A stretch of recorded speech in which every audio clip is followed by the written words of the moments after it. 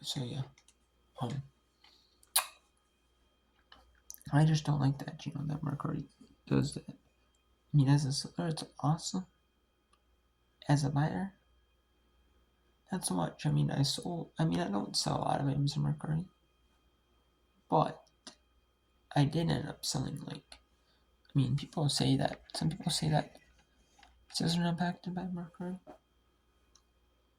I mean, maybe that's gonna be the new thing.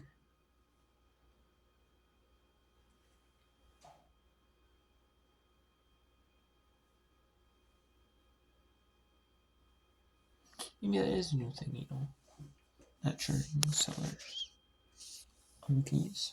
I know eBay in the UK is testing out clothing sellers.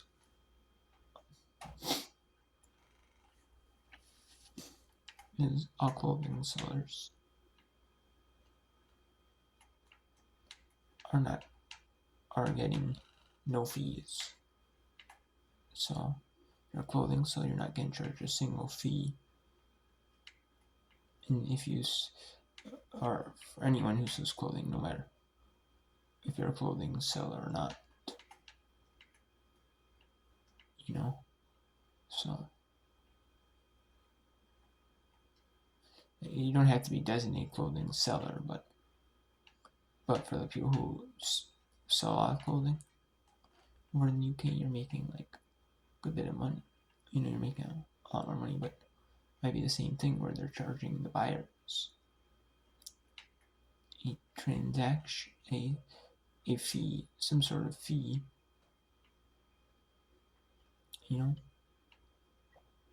whether it's maybe you're charging the buyers, I'm assuming, a small fee. It may not be like just like the say the final value fee is one way. Maybe you're still paying the transaction fees on eBay or UK, maybe. But I'm assuming the cost will be either passed on to the buyers. They might be testing it different ways. So they might be testing it where neither the buyer or seller pays anything. They'll probably be testing out where like the seller, where obviously the seller pays nothing, or the seller pays nothing, and the buyer pays like maybe like if they charge a payment processing fee, the buyer will pay that, and the buyer will pay 10% final value fee. What Curry's doing? They charge a flat 10% final value fee in every category. So you're just passing on the buyer. So maybe they'll just pass on the final value fee to buyer. We'll test that out. They'll probably test out where the seller pays. Maybe if the seller's paying absolutely no fees whatsoever, they won't test out. Maybe I'm assuming maybe it's no final value fee, or maybe it's no final value fee and no transaction fee. Maybe. I'm not sure on that one. But it could be where, the buyer pays if they charge the buyer the final value fee, you could charge the buyer the final value fee. The seller pays a transaction fee. Or they just have it where like the processing fee, the payment processing fee.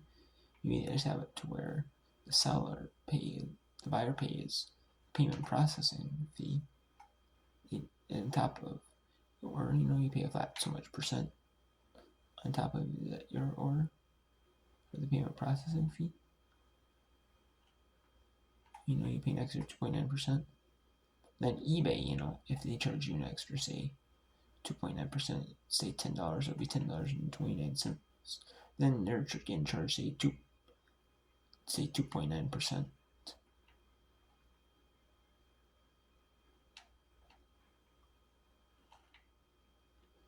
You know what I mean? So they might be losing like a few cents, but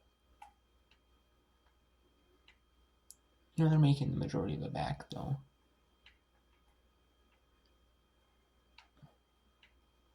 Or maybe that their payment processing fees only say like 2.5%. So then, so then they're still breaking even though. Maybe. And then they're not making anything off they're not making like a final value fee type thing off this buyer. I don't know, it could be that too. It could also be that I'm not sure how they're doing it, they charging the buyer, or they just eating, is eBay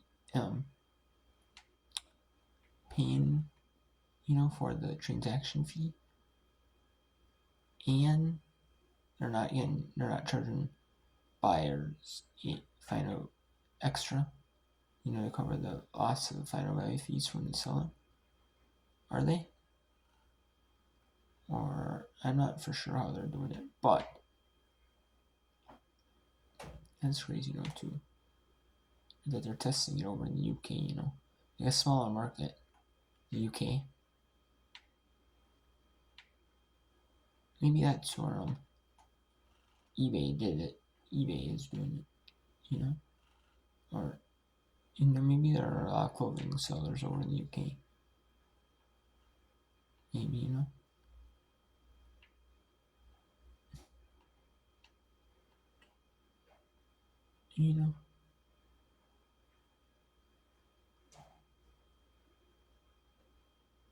mean, that would be crazy though. Maybe that's the new thing though, gonna be the new thing, where you charge the buyer so much percent fee.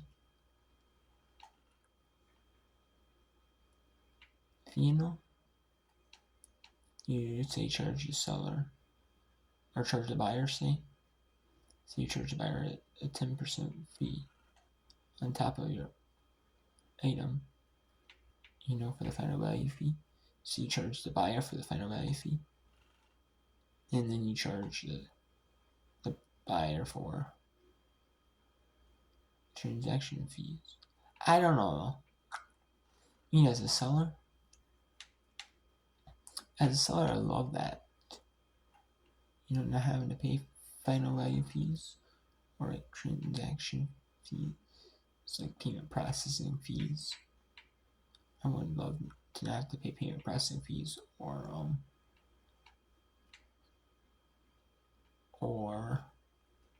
like,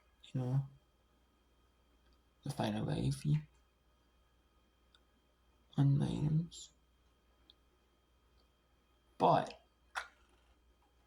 if it reduces sales because they're putting it on the buyer, like they're charging the buyer. Say they're charging if they're charging the buyer for it. It depends how much your item costs. Like if you have a $50 item, that's $5. And they're charging $55, and they're charging 2.9%. We'll say 3%. Say it's 3%, 2.9%. Okay, so it's 3%. And if you round up to 3%, it's an extra $1.50. So it could be like $1.45. So you're paying what, 56.45. Then you might be paying tax. Even if you're paying tax on the $50, depending on what state you're living. Okay, so that could be up to like maybe, if you're paying 10% tax, that could be an extra $5. And probably an extra $2.50 at 5% tax to an extra $5. So you're paying like on top of that. And then I don't know if the 10% the cost is just on like the original item price. That's if it's like $50, say free shipping. If you have to pay for the shipping, and they charge a final, and they charge like the 10% on top of the shipping cost you paid, the item plus the shipping cost you paid, and they charge the processing fee on top of the item, and the final value fee, the shipping and the item price, as well as the shipping price. I don't know.